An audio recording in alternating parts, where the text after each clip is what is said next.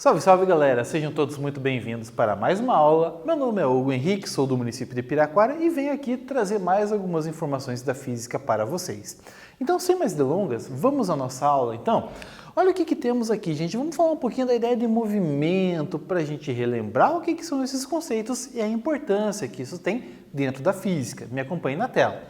Em física, movimento é a variação da posição espacial de um objeto ou ponto material em relação a um referencial no decorrer do tempo.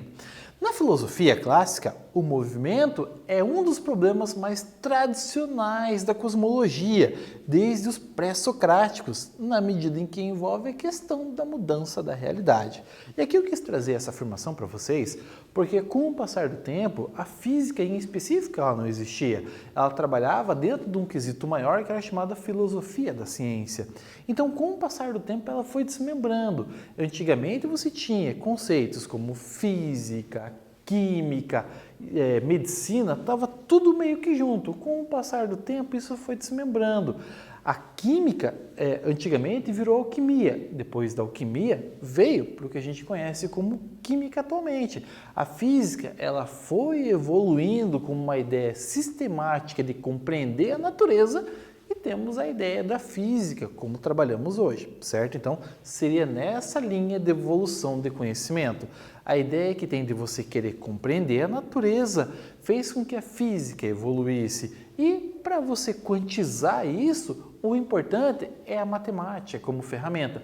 Por isso você vincula muito a ideia de sistema de cálculo com o sistema teórico da física. Então tem esse casamento de maneira bem ampla ali, que é o que vocês veem ao longo das aulas e muitas vezes parece ou dá a entender que a física é uma sequência da matemática. Não, é uma ciência independente. A gente utiliza então a ideia da matemática como uma base sistemática para estar comprovando leis e algumas afirmações que temos ali com o passar do tempo, ok? Então vamos ali à nossa próxima tela. Então, olha o que temos aqui, ó. Dentro da ideia do movimento, pessoal, podemos definir ali, ó, movimento, a variação da posição de um móvel ou um corpo em relação a um referencial. Poxa vida, como que eu posso levar em consideração? Eu tenho aqui a ideia do controle. Se eu vou estar deslocando ele da minha mão direita para a minha mão esquerda, eu tive que fazer um movimento. Houve uma certa distância aqui, então eu tive que fazer essa movimentação. Essa movimentação, por sua vez, demorou um certo tempo para que isso viesse a ocorrer. E quando a gente vai estar trabalhando com essa ideia de distância percorrida e tempo necessário para percorrer essa distância, temos a ideia da noção, então, da velocidade. Você não consegue fazer um sistema onde você faz assim a ideia de um teletransporte, avançando de um ponto para o outro de uma maneira assim espontânea. Não, isso não acontece.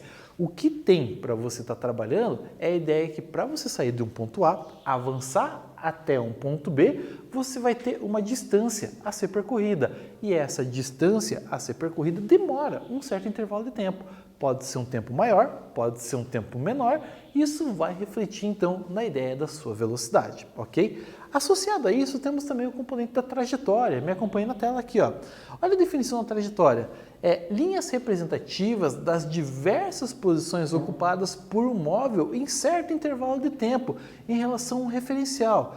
Aí você para e pensa, poxa vida, trajetória, o que quer dizer? Parece que o linguajar está meio complicado para a gente estar trabalhando, são termos meio técnicos aqui. Mas vamos compreender a ideia.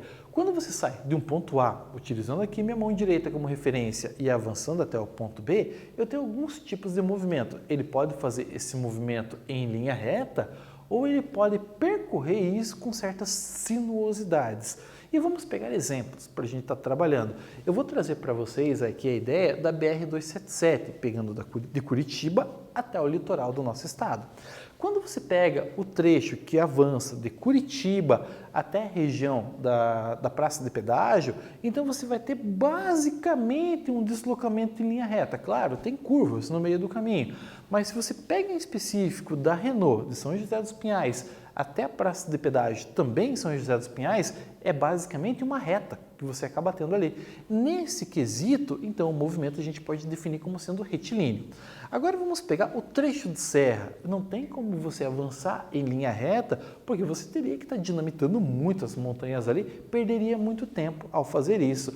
O que acontece? Você vai contornando as montanhas e aí você teve que fazer com que a rodovia se adaptasse ao relevo local. Então você tem aquele sistema de curvas que você vai fazendo, então a trajetória ali ela é definida como curvilínea, você não consegue andar em linha reta. Claro que tem trechos que você consegue estar avançando ali em linha reta, mas você não consegue ter essa consolidação ali dentro de toda essa sistemática que você vai ter do movimento como um todo.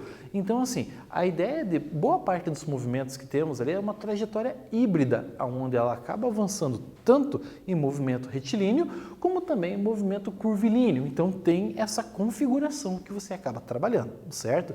Vamos pegar outra ideia, quando você avança para o litoral pela Graciosa. Então ali você vai ter um trecho muito sinuoso. Então aí você vai ter ali que a rodovia realmente teve mesmo que se adaptar a toda a situação do relevo local. Então olha a importância disso. Vamos ali à próxima tela para a gente entender um pouco melhor isso. Olha a ideia do deslocamento, pegando um ponto de partida e um ponto de chegada. Olha as opções que temos ali.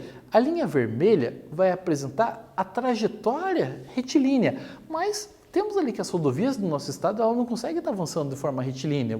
Por quê? Porque você tem que se adaptar ao relevo local. Então aí você vai ter que em alguns trechos é reta, alguns trechos é curva, então você não consegue definir um movimento ali sendo 100% reto ou 100% curvo. Claro que se você pegar pequenos fragmentos você consegue consolidar isso, mas assim, um deslocamento longo como 100, 200, 500, 1000 quilômetros, você não consegue definir isso, tá? Então temos esse conceito e por isso que se traz essa imagem para vocês ali, tá? Olha o que temos ali, ó. Podemos definir essa parte da cinemática da física ou estudo do movimento em 3 fatores. O primeiro deles ali, ó, movimento uniforme. Define-se por movimento uniforme aquele cuja velocidade escalar é constante no tempo e diferente de zero. Isto é, o móvel percorrerá distâncias iguais em intervalos de tempos iguais. Então, a cada 1 segundo você se desloca 2 metros. Então, para 2 segundos, 4 metros, para 3 segundos, 6 metros e assim sucessivamente. Vamos pegar aqui ó, outro conceito, movimento uniformemente variado. No primeiro caso a gente pode chamar de MRU, no segundo caso MRUV ou MUV, que é definido como aquele que ocorre a variação da velocidade num dado intervalo de tempo, ou seja, existe uma grandeza que é chamada aceleração, e a aceleração é constante, e isso vai fazer, por exemplo, que o pedal do veículo, aonde vai aumentar a velocidade, ele é chamado acelerador, justamente por causa disso.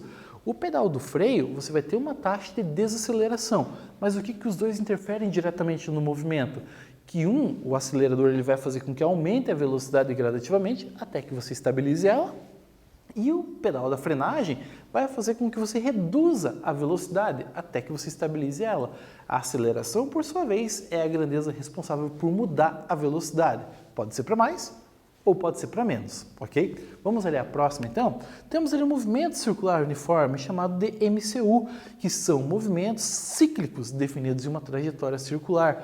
Movimentos cíclicos, como assim? É esse tipo de movimentação. O que faz esse tipo de movimentação?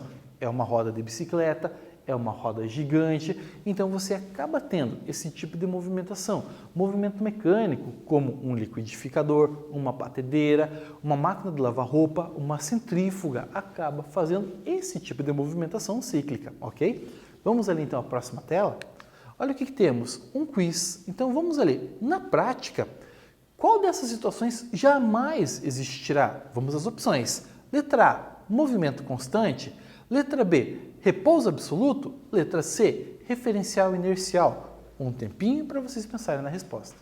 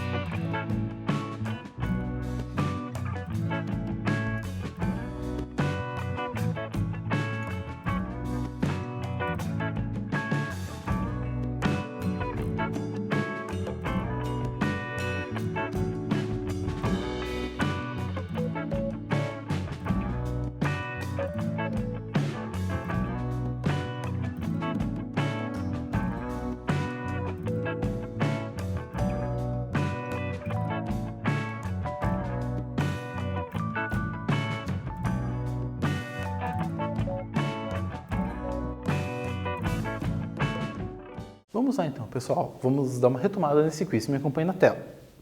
Na prática, qual dessas situações jamais existirá? Pessoal, temos a ideia do repouso absoluto. O que é a ideia do repouso absoluto? É quando você estiver parado em relação a tudo. Ah, mas eu estou na minha casa, por exemplo, eu estou parado, estou deitado na minha cama, nada se movimenta, porque você está pegando o seu quarto apenas como referência. Mas com certeza, um veículo está passando na rua, você vai ter ali que simplesmente a ideia de alguém se movimentando dentro da sua casa vai ser um ponto de referência que você pode pegar também. Então você vai estar se movimentando. Ah, mas podemos definir que pela situação que está acontecendo da pandemia, ninguém vai se mexer. Ok, mesmo assim, ainda o planeta está dando a volta ao redor do Sol e você está em movimento, nem que seja em relação a Marte. Então, assim, você não vai conseguir ter um repouso absoluto, você sempre está se movimentando em relação a alguma coisa, seja alguma coisa que você veja ou alguma coisa que você não veja, ok? Então, umas definições aqui que eu quis trazer para vocês é chamado de repouso em física uma dada situação em que um objeto demonstra a mesma velocidade vetorial em relação a um referencial. Porém, no repouso absoluto, o objeto analisado estaria em repouso a todo e qualquer objeto do universo. Então, olha a diferença. Se você está avançando, por exemplo, juntamente com o seu pai, a sua mãe, eles estão dirigindo o veículo da família e você está sentado no banco do passageiro e está avançando com eles, claro que você está em repouso em relação a eles, porque a distância entre vocês não está variando com o passar do tempo. Mas quando você olha para o ambiente externo ao veículo, você vai perceber que os postes estão avançando para trás. Mas isso quer dizer que os postes estão em movimento? Em relação ao seu ponto de vista, sim. Então depende muito do ponto que você pega como referência. Mas os postes se movimentam? Se fosse assim, me abraçava em um deles, não precisava pagar passagem de ônibus. Mas a ideia que tem para você estar avançando com isso depende muito do referencial que você vai estar abordando, ok? Então depende muito da referência que você tem ao que você está se colocando em comparação. Aí você pode estar em movimento ou repouso, ok? Avançando aqui então, olha o que temos. Um exercício, ó. Um veículo parte do repouso em movimento retilíneo e acelera com aceleração escalar constante igual a 2 metros por segundo ao quadrado. Qual é a sua velocidade escalar e a distância percorrida após 3 segundos? Então peguem papel e caneta que vamos solucionar juntos essa questão.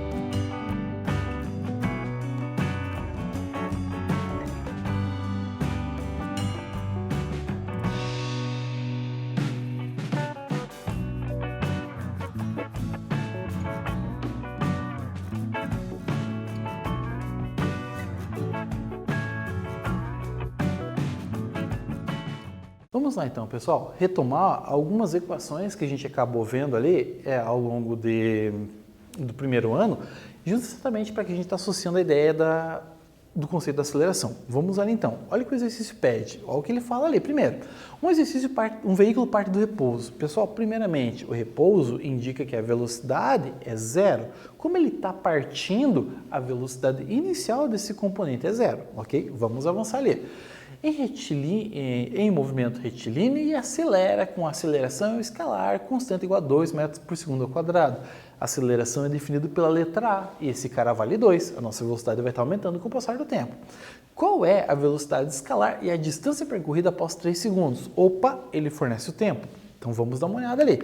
Então eu vou estar associando com a velocidade em função do tempo. Olha a equação do Watt que temos aqui, ó. Aonde V, que é a velocidade final, V0, velocidade inicial, e aqui na física, sempre o constituinte que aparece com o zero no pezinho indica inicial. V é velocidade, V0, velocidade inicial. A, que é a aceleração, T, que é o tempo, e vamos evoluir. Velocidade inicial eu sei que vale 0, a minha taxa de aceleração vale 2 e o meu tempo vale 3 segundos. Lembrando que se o tempo estivesse em minutos, eu deveria converter para segundo para fazer o desenvolvimento. Ali, multiplicação é prioridade, 2 vezes 3 vai dar 6 e 6 mais 0 vai dar 6 metros por segundo. Sabemos então a velocidade final, só que ele quer saber também a distância percorrida, então vamos analisar isso, né? Então ali, ó, vamos pegar a posição em função do tempo. Olha essa equação é bem grandalhona que temos ali. Temos S, que é a posição, S0, posição inicial, V0, que já vimos que é a velocidade inicial, temos ali o tempo e também o tempo ao quadrado. Esse tipo de conceituação, se você for averiguar graficamente, ele vai gerar uma concavidade, uma parábola, que pode ser desse jeito, como assim, a concavidade para cima, ou tipo um guarda-chuva, com a concavidade para baixo, certo? Então, vamos analisar ali, pegar o que temos como referência. Ele não deu a posição inicial, partimos do pressuposto que a posição inicial vale 0. Velocidade inicial, sabemos que vale 0. Temos ali então a taxa da aceleração e também temos o tempo. Olha que legal aqui nessa equação. Para a gente não perder tempo, eu vou estar multiplicando aquele último trecho da equação por 2 e eu vou estar dividindo por 2 também. Então não tem necessidade de você multiplicar e dividir. Simplifique logo de cara. Então olha o que temos ali, ó. 2 vezes 1 vai dar 2, divididos por 2 que vai dar 1, que é o 1 que aparece ali. 3 ao quadrado é 3 vezes 3 que vai dar 9. E 1 vezes 9 vai dar 9 metros, que é a distância a ser percorrida ao longo dessa trajetória, ok? Vamos avançar ali então? Olha que ele fala um pouquinho da ideia da quantidade de movimento. A quantidade de movimento é uma grandeza vetorial determinada pela massa do corpo multiplicada pelo seu vetor velocidade. Como a massa é uma grandeza escalar, o vetor quantidade de movimento será paralelo ao vetor velocidade, tendo a mesma direção e sentido, que é o que podemos ver ali. Um objeto vai estar se deslocando, possuindo então a quantidade de movimento por ter uma certa massa e possuir uma certa velocidade, ok? Avançando nesse quesito, olha o que temos ali. Em um sistema com diversas massas atuantes, onde cada um possui uma certa velocidade, a quantidade de movimento do sistema deve ser definida como? Então você vai estar somando a massa e a velocidade de cada um desses constituintes, até que você tenha a quantidade de movimento resultante de toda a situação. Aqui, um exemplo que eu dou para vocês ali, a ideia da mesa de bilhar, quando você vai jogar. Você acerta a bola branca acerta uma colorida que daí acaba espalhando as demais.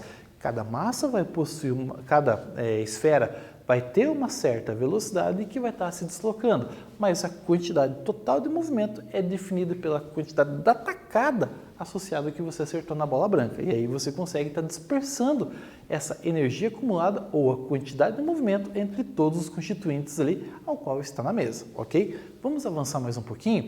Olha o que temos aqui, ó. A ideia de um veículo, e percebam ali, na primeira situação, ele está com um caixote solto, e ele está se deslocando e ele colide, então, ali contra uma barreira. O que acontece? Como o caixote que está sobre ele ali, ele está solto, ele vai se deslocar. Então, na batida, ele não entende que o veículo parou, ele ainda vai se deslocar. Temos ali o conceito da primeira lei de Newton, a lei da inércia. Então, se um corpo está em movimento, ele tende a continuar em movimento. E é onde o caixote avança para a cabine ali desse caminhãozinho. Agora, no segundo caso, percebam ali que a gente vai reduzir a ideia da massa. Então, eu não tenho caixote, houve a colisão, mas percebam que o perfil de estrago ali foi muito menor. Estamos mantendo a ideia da velocidade sendo constante, certo? Então, alteramos a massa. Vamos às outras possibilidades aqui, ó. Olha o que falei, a massa na situação 1 é maior do que a massa na situação 2, ou seja, a massa interfere no sistema. Vamos avançar ali. Mais uma situação, o que a gente vai ter ali? Ó? Percebam que agora o conjunto caminhão e caixote está se preservando constante, mas olha o que você consegue perceber na situação. Em cima ele vai ter ali um perfil de colisão, onde ele está amassando um pouco mais. No segundo caso, nem tanto. O que está acontecendo? Então, nessa vez ali, a velocidade na situação 3 é maior do que a velocidade na situação 4, ou seja, existe influência também da velocidade no sistema. E aqui vocês conseguiram perceber a ideia dessa jogada de massa e velocidade? Variando a massa, varia a quantidade de movimento. Como se eu variar a velocidade, também vai ocorrer a variação na quantidade de movimento. Então, vamos ali à próxima tela. Olha o que ele diz aqui, mais um exercício, ó. Uma caminhonete com massa de 6.000 kg descreve uma trajetória linear com velocidade de 20 metros por segundo. Determine a quantidade de movimento na letra A da caminhonete e na letra B da caminhonete carregada com uma massa de 2 toneladas. Então, peguem papel e caneta que na sequência vamos fazer juntos essa questão.